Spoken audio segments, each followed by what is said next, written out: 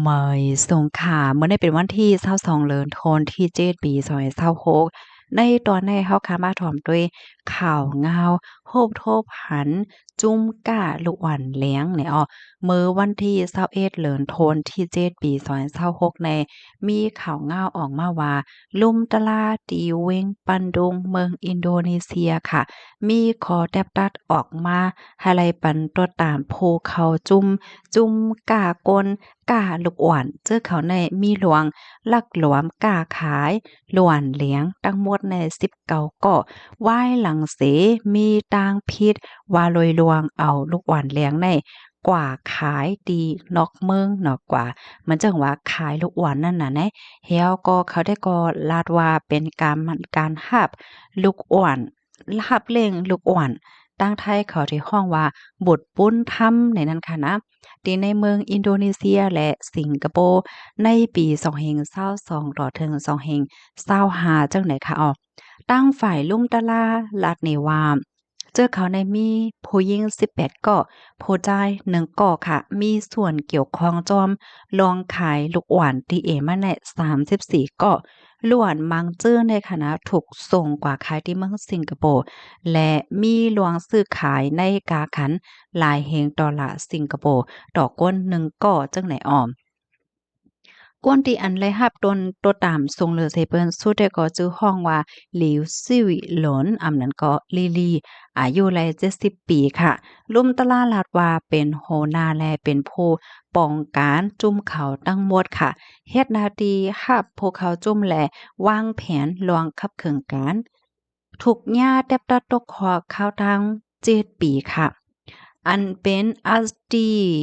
วิรินิกาอายุ26ปีและจากาฮัมดานีอายุ35ปี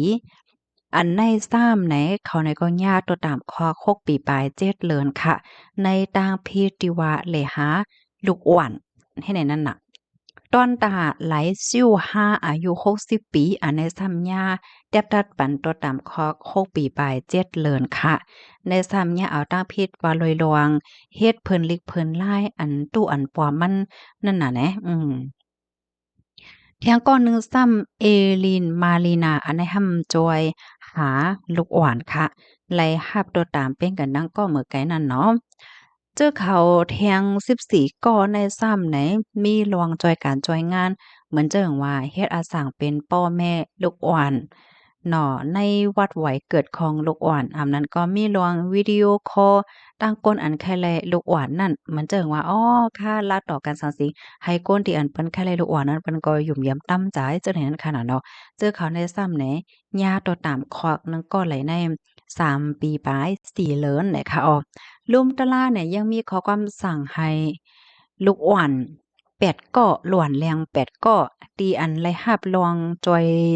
หรือเมื่อพองตีเขาติงยอบจุ่มกาก้นเมื่อปีที่ป่นมาในอยู่ในหลวงลุ่มลาดโดยถึงของห้องการของหลวงปองจึงตีในเจตอน ชวาวันตกจึงหือก็เย้าค่ะเนาะอยู่ดีดั้งฝ่ายภูมิปนพรเขาได้ก็ลาดว่าลองทัดทวงอัมโมในไหนยังอำไปจ้างลาดไลโตของนายนาอันหาบเอาลูกอ่อนที่ในสิงคโปร์ไลครับกำนันแลไหนก็อำโคค่ะเนาะว่าลูกอ่อนอันส่งกว่านั่นไหนเป็นฮือเป็นหาพองตั้งฝ่ายภูมิพลพรเขาไหนก็ตึกจอมหากดทัดอยู่จังไหนคะเพราะว่าลูกอ่อนได้แลกว่าอยู่จ้อมมันจังหนังปอแม่ที่อันเปิ้นรับแรงเต้5อำนั้นก็จะตาการเป็นหือพวงให้ในนั้นน่ะเนาะเปซ้ำว่าลมตะลาเตทัดทองเหี่ยวก็ปานตัวตามเจอเขาตั้งหมดว่าในเซตะกวยกาวาตั้งฝ่ายอ่าผู้ที่อันเปิ้นต้องหนึ่งในตอนได้ก็เปิ้นก็ลาดว่าตัวตามนี่มันยังตึกเออยู่นั่นน่ะเนาะอ่อนนาได้ก็มีหลวงตุกย้อนให้ปันตัวตามเขา10ปีแลว่าซั่งว่า ให้เจอเขานั่นไล่ตามนำเลอเซอันได้แลเฮ็ดจั่งไหนนอกเลอเซนั่นยาวแหนงจอมหนังตีอันไลต้วยในเผิ่นลิกเผิ่นลายในลุ่มตะลานั่นค่ะนะ ลิลี่ไหนก็ยอมรับว่าไล่ส่งลูกอ่อนเลี้ยงในก็ที่สิงคโปร์เตะดีเอมันใน12ก่อค่ะไล่รับการตอบแต้ใน17,000เฮงถึง21,000เฮง6บาทดอลลาร์สิงคโปร์เพราะว่าเงินไทยก็ได้ตกอยู่มอก430,000ถึง550,000ต่อลูกอ่อน1ก่อจังได๋ค่ะมานั่งรันในว่าเมื่อปลายปี2022นั้นมีผู้ใจจือว่าจอนติดต่อกับสืบมาเหี่ยวก็ลาดว่ามีกูโผเม่เจ้าสิงคโปร์เขาคล้ายรับเลี้ยงลูกอ่อนเจ้าอินโดนีเซียเป็นลูกบุญธรรมจังได๋เนาะกำนันไหนมานั่งไหนก็เลยติดต่อกับสืบหากูโผเม่เจ้าอินโดนีเซียอันมีไว้อยู่ที่ในเจตอนกาลิมันตันตะวันตก อันมีเงินเพียงพอตอนดาเดเกิดลูกหวานแลเขาก็ลาดว่าได้ปันเงิน58,000,000ดูเบียเปิดาแลกกันนั่งลูกหวานเฮ็ดจั่งใดกำนั้นก็ฮักกาจ่ายจ่ายว่าได้เป็นกาโรงยากาเพิ่นเล็กเพิ่นหลายกาคับขึงกันให้ไหนตาแสงตาหมดเหี่ยวก็มันนางนั่นไหลน้ำแมดน้ำตอนมันได้20,000ต่อถึง20,000ใจ2แฮงต่อถึง3แฮงดอลลาร์สิงคโปร์ต่อลูกอ่อน1ก่อเฮ็ดไหนนอกเหลือเสียนั้นยาวไหนยังมีเถียงก้นอันใจเจอปิดเตอร์ว่ามิสเตอร์แทนว่ามิสเตอร์ชิลว่าลิลี่เนี่ยก็ลาดว่าเป็นนายนาอันฮับเอาลูกอ่อนที่ในสิงคโปร์ติดต่อซื้อลูกอ่อนที่มันนางมาอยู่คือๆย่อยๆจังไหนนะเมื่อเหลียวไหนเปิ้นก็มีรองคับเครื่องการส่งลูกอ่อน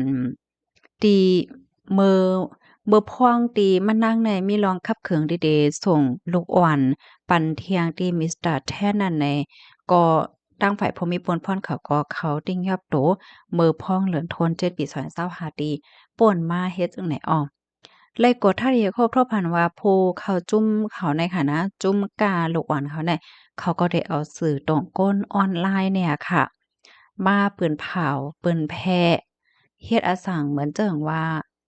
จ้อยเทียมว่าเฮาว่าเฮ็ดจังเนี่ยเปิดตาติดต่อกับเสื้อผ้านางยิ่งอันป้าต้องนั้นก็น่าฮอดอเฮิรนอันที่อยากเพิดลองเงินลูกอ่อนเกิดมาย่อก่อมฮอดได้เร่งหรือลุ่มล่าจึงหือแค่เอาลูกอ่อนปันเปิ้นให้เนี่ย กำปั้นน้ำในแด่อยู่ในปื้นตีเจดอนชวาปอวันโตค่ะยอเขาก็ลาดว่าเพราะว่าสู่ปันลูกอ่อนเฮาก็ได้ปันเงินสูเก่าถึง15ล้านรูเปียค่ะนะเขาก็ว่าจังนั้นเมื่อว่าเจ้าเขาไล่โตลูกอ่อนยาวค่ะเจ้าเขานั่นก็ได้เฮ็ดไว้เกิดอันตู้อันปลอมเอกสารเพิ่นลิกเพิ่นไล่อันตู้อันปลอมโดยให้พวกเขาจุ้มเขานั่นค่ะเฮ็ดอาสังเป็นปอเป็นแม่ลูกอ่อนที่อันเขาไล่มานั่นเปิดตาให้ลูกอ่อนในมีวัดมีไหวมีไหวเกิดเหจังเฮ็ดไว้คามเมืองและเพิ่นลิกเพิ่นไล่ที่อันใจคับขึงการนั่นก็และเพิ่นลิกเพิ่นไล่ที่อันใจคับขึงการรับรู้วัฒนธรรมในสิงคโปร์จังได๋นะคะเนาะเข้าในก็คับขึงเฮ็ดจังได๋นั่นค่ะน่ะเพราะว่าฮอดถึงที่สิงคโปร์ยอก็หนังฮือได้กว่าคับขึงจอมหนังคักตอนอันที่เปิ้นตำวางไว้เฮ็ดไหนแหน่เขามีลองเฮ็ดตั้งสร้างจังหนังไหนแหน่ค่ะมันนังว่าเข้าเมืองสิงคโปร์มายาวเดะเลยก็ติดต่อที่ลุงดีๆเลยเขาก็ใจเพิ่นลิกเพิ่นไล่อันเจิ้นได้แค่ว่าจังไหนยาวค่ะ ตั้งฝ่ายภูมิพลพรอินโดนีเซียเขาในก็เลยติ้งยอพลูโตเจอเขาในตั้งหมดมือเลือนที่7ปีที่ป่นมาค่ะภูมิพลพรเขาเปิ้นก็เข้าทัดละลายตีในเมืองบันดุงวิงจาการ์ตาและเมืองบอนเดียนักอันตีใจเป็นปื้นตีเอาลูกอ่อนมาอยู่มาเศร้าไว้เมื่อพ้องติเดส่งกว่าที่นอกเมืองนั่นให้ไหนหมู่อันในก้นวันก้นเมืองบ่ได้เป็นในอินโดนีเซียสิงคโปร์ไหลเจอไหนป้าแจ่มลงปองเจิงสิงคโปร์นะคะเนาะเพิ่นก็สนใจย่อก็ปักตาไปด้วยเนี่ยค่ะตั้งฝ่ายลงปองเจิงสิงคโปร์ก็ยืนยันว่าได้รับรองกับศาลตั้งฝ่ายอินโดนีเซียหนังคึดๆจำๆปยก็พร้อมดีเดกดทัดลวงตรงหนึ่งเฮ็ดทางจึงหนังในเฮ็ดให้เกี่ยวกับเลยลองในตั้งฝ่ายผู้ลงเรียนเขาได้ก็รัดว่าปัญหาลองกอดผานไหนก็เป็นเปิงโลมันยาวว่าที่อันมีมาลองก้าก้นจึงหนังไหน ลวงอำปองใจเกี่ยวกับเลยลวงเปิงหาบลูกบุญธรรมเหมือนหนังว่าเอาลูกเปิ้นมาเล่งจ้อมหนังหมายมีโฮมป้าถึงลองเข้าถึงสื่อตรงก้นออนไลน์ที่อันง่ายมากเนี่ยก็เฮ็ดให้ลวงตรงหนึ่งเฮ็ดสร้างอันในมัน